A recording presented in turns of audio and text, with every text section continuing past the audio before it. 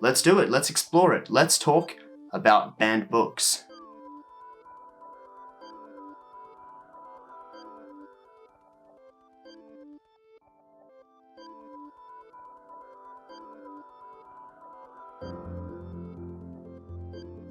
Book banning may sound like some Huxleyan concept of the past, but I'm sorry to tell you if you didn't already know that this is still happening today. Not necessarily always in ways that you might think of when you think of book banning, like book burnings or prohibited items and seizures by customs. But when a school board decides to forbid students from reading certain books, or certain conservative states refuse to allow libraries to stock particular titles out of fear of the messages that those books will send to young people, what do we call that? We call it book banning. I obviously have a lot of interest in book banning. Every year I do a video on it. While I was at university, I got involved with a group called Burned, Banned and Buried, which basically organised a literary event that showcased a table of books that had been banned and challenged throughout history. Books such as this one, and this one, and even this one. And as you can see from several books that I have here, this is The Trial of Lady Chatterley's Lover, The Censor's Library, that is about banned books in Australia. As you can see, I have been privately studying this topic myself and learning a lot about censorship and banned books in Australia and in other countries, in schools and in libraries, the Nazi book burnings as well, burnings and bans that have happened because of protest and so forth. And I've become really interested in this topic, obviously. So let's do it, let's explore it, let's talk about banned books. As put by David Pakman in a YouTube video about book bans, this is plain and simple fascism and censorship. There are fewer terms to accurately describe what this is: an attempt to prevent young people from accessing certain kinds of information. What kinds of information, you ask? In the 21st century, we are seeing a trend in the kinds of books that end up banned in schools and in libraries, most of which is happening in the United States. These are books that, in the eyes of the frightened, conservative, or misinformed parent, are harmful for the development of children.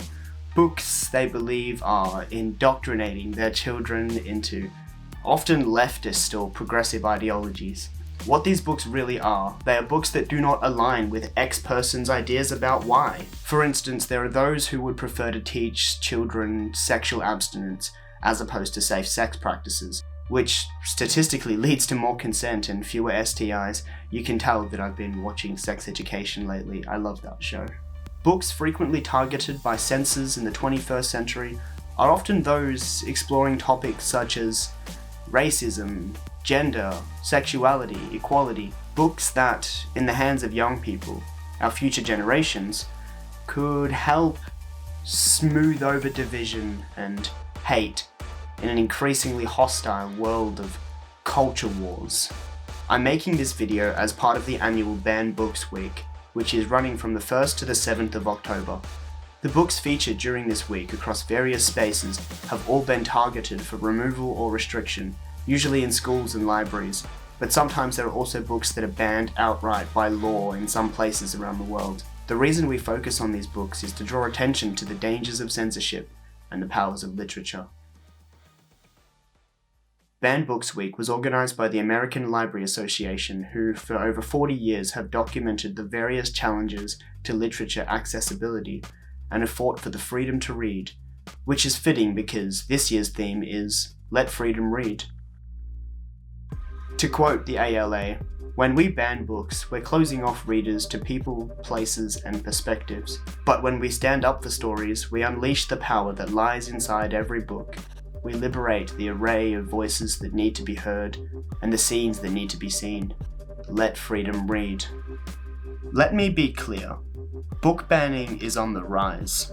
It's not a thing of the past. Perhaps we don't see as many nations outright banning books, such as the infamous Lady Chatterley's Lover by D.H. Lawrence, which was infamously banned in many countries until the 1960s and even spurred on an obscenity trial, or the Satanic Verses by Salman Rushdie, which has triggered an ongoing fatwa against him. Rushdie has faced multiple assassination attempts and was attacked as recently as the end of last year, suffering stab wounds and losing sight in one of his eyes. But this video will specifically focus on books that were challenged in 2022 in schools and libraries, according to the American Library Association. In 2021, 729 challenges were reported, but the latest report for 2022 lists 2,571 unique titles that were targeted. Most of these were books by or about LGBTQIA+ persons and Black, Indigenous, and people of colour. At number 1 we have Genderqueer, which faced 151 individual challenges for its LGBTQIA+ content and for supposedly being sexually explicit. At number 2, All Boys Aren't Blue, which faced 86 challenges for the same reasons as Genderqueer. The Bluest Eye by Toni Morrison, which faced 73 challenges for depictions of sexual abuse and its equality, diversity, and inclusion themes. Flamer, which faced 62 challenges for LGBTQIA+ content. Looking for Alaska by John Green, which faced 55 challenges for the same as most of the books on this list. Perks of Being a Wallflower. Lawn Boy. The Absolutely True Diary of a Part-Time Indian. Out of Darkness. And 4 books tied in 10th place: A Court of Mist and Fury by Sarah J. Maas, Crank by Ellen Hopkins, Me and Earl and the Dying Girl by Jesse Andrews, and This Book is Gay by Juno Dawson. And most of these books were challenged for the same reasons.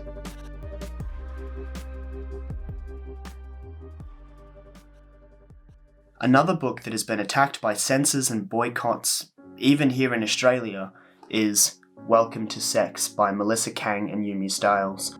A comprehensive and detailed book about safe sex for young people asking questions, or parents and teachers. Similar books have already existed, but none have faced the challenges that this one has. People shamed Big W for stocking the book, and Big W had to remove it from their shelves. And people shamed bookstores for where they chose to place the book in their store. One bookstore in Melbourne placed the book in a young adult issues section, which is where it rightfully may well belong. I work in a bookstore, and this book was brought up by customers several times who had their concerns about our stocking it and the messages that it would be sending. In fact, this book was actually defaced and vandalized in our section in the store on at least one occasion. This is just another example of a book being vilified and challenged by outraged parents. The fact is, a book like Welcome to Sex is a wonderful thing, and it should be available to young people who are beginning to ask questions. Perhaps we ought to listen to this year's honorary chair for Banned Books Week, LaVar Burton.